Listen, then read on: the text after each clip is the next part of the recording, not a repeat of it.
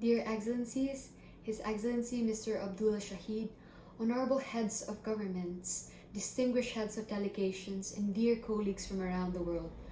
My name is Nicole. I grew up in the Philippines and I am a climate justice advocate.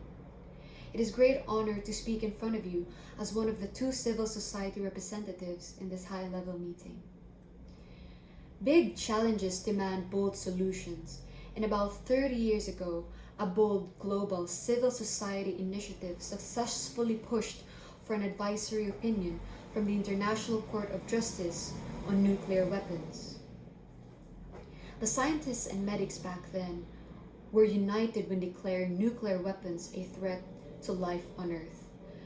Partly inspired by the resilience and the drive of civil society campaigners advocating for this advisory opinion in the 90s, students from the Pacific and Pacific civil society organizations are taking a courageous leap to address the biggest threat facing life on Earth and communities today. The impacts of climate change are affecting the rights of all communities in the world. Most importantly, children and future generations who would take on the world in the future. The government of Vanuatu is taking a bold initiative to address this challenge and has formally commenced a global initiative to seek an advisory opinion from the world's highest court, the International Court of Justice on Climate Change.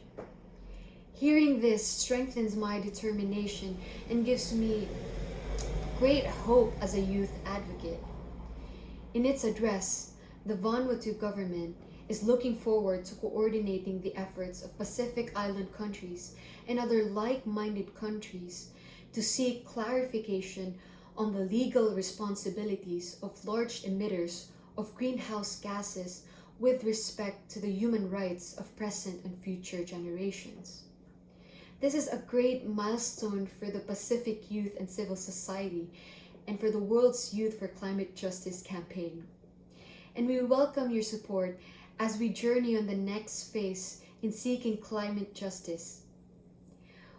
We advocate a question that is focused on intergenerational equity and human rights. Such ICJ advisory opinion can provide legal clarity, moral authority, provide guidance to national courts, and inspire more ambitious climate action. The time is nigh. In our world, amidst the warming of the atmosphere and the melting of ice and the rising of seas, the International Court of Justice must not be silent on the biggest problem of our time. Thank you for your attention.